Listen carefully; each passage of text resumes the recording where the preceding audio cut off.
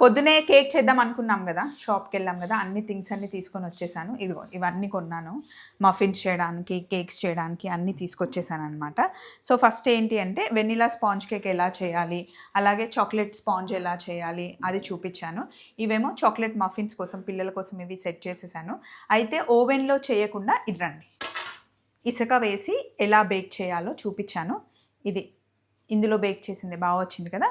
And already ఒక cake ready కూడా చేసేసాం, రండి చూపిస్తాను.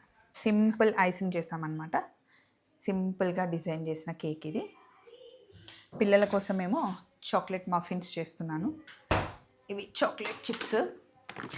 షాప్ అడ్రస్ అడిగారు కదండి, షాప్ అడ్రస్ వచ్చేసి లింగంపల్లి శ్రీలక్ష్మి ఎంటర్ప్రైజెస్ అండి. ఫుల్ వీడియో తీసానులేండి, అక్కడ ఏమేమి దొరుకుతాయి, ఉంటాయి అన్ని డీటెయిల్స్ అన్ని తొందరలో పెట్టేస్తాను.